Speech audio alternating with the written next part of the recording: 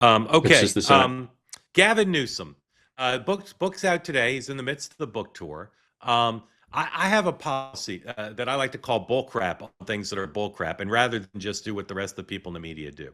Um, this thing that I refused to cover yesterday, I'm now being forced to cover, where Gavin Newsom said something he said before, which is he had low SAT scores and he's has trouble reading. And so he can relate to people who struggle. And you can say all you want, his dad was rich, and this is just an attempt to suck up and try to pretend he's a regular guy. But those are factual. Those are factual things. And yet it's being cast by people, some on the left, some in the media, many on the right, as a insult to the person who was moderating the event where he said this, who happens to be black. Some of the audience members who also happen to be black. And here's Gavin Newsom responding on X to, amongst many people who criticize him, which is Sean Hannity, who's very close to Governor Newsom. They have a very close relationship. They text back and forth. They've been on his show and everything. So here's Hannity says, Gavin Newsom thinks a 960 SAT makes him, quote, like black Americans. Let that sink in. That's along the lines of what a lot of critics of what Newsom said are doing. And here's the governor's tart response on X to his friend Sean.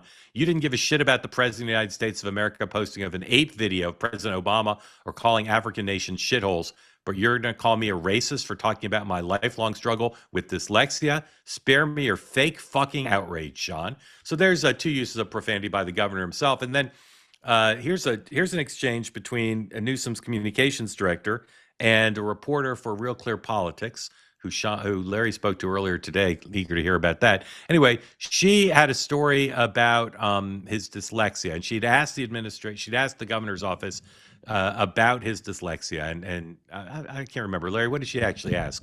Well, she was asking if there was ever a formal diagnosis. Diagnosis, right. Yeah, that's right. If there's any formal proof that he had dyslexia, because he also recently told our friends John Allen, Amy Parnes, that he read their 350-page book in an hour and a half.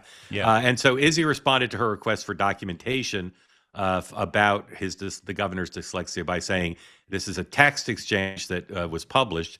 Hey, Susan, thanks for reaching out. Respectfully, fuck off, Izzy.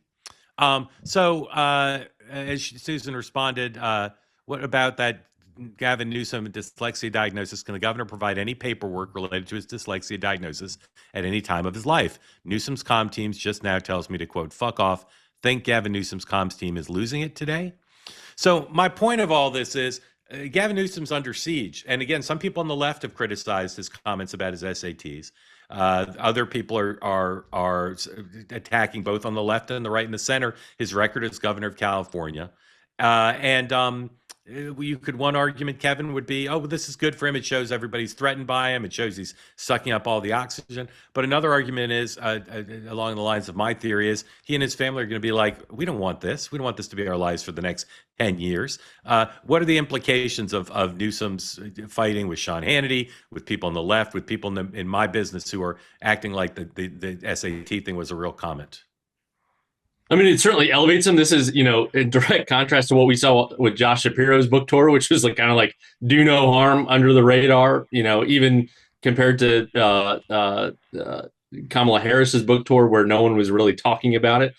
Now all of Twitter and social media and X is talking about Gavin Newsom and this diagnosis, and now this fight with Sean Hannity. It elevates them both. And because the amount of oxygen devoted to Gavin Newsom is good for Gavin Newsom at this point.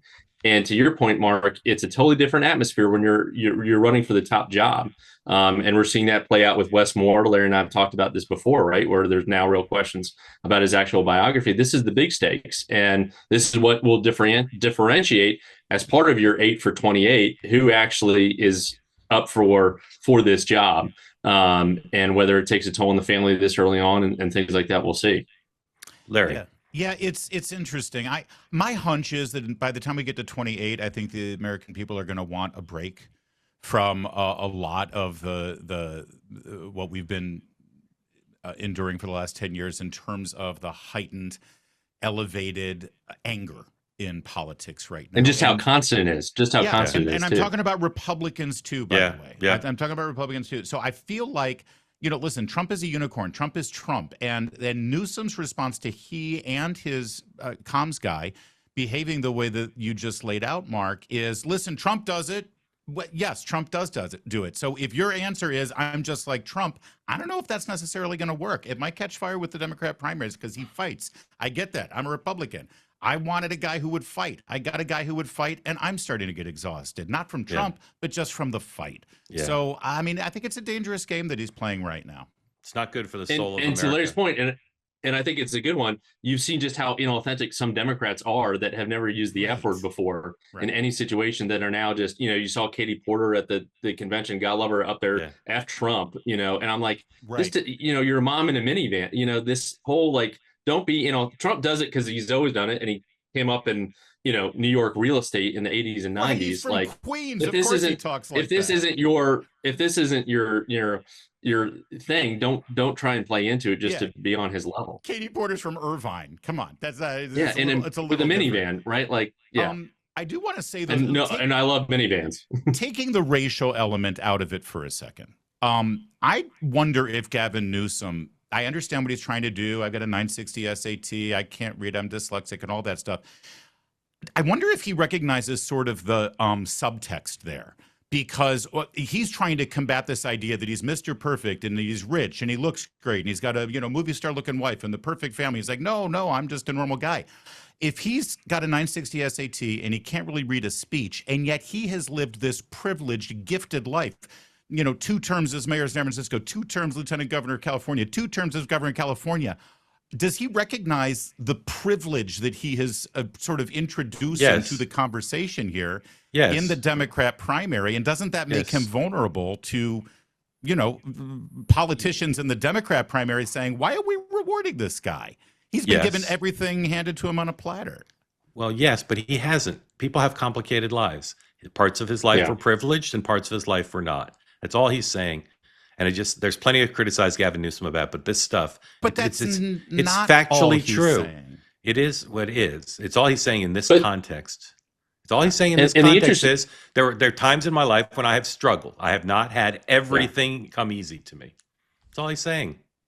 Like many people, and we'll see how that plays. I mean, I'm not saying it'll play great, but that's what he's saying. They say that something that's easy is like a walk in the park. Well, easier than a walk in the park, hit the subscribe button, be part of the two-way community, never miss an episode, be part of our conversations.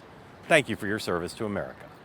And don't forget, you can now listen to the Morning Meeting and Two-Way Tonight on Apple, Spotify, or wherever you get your podcasts.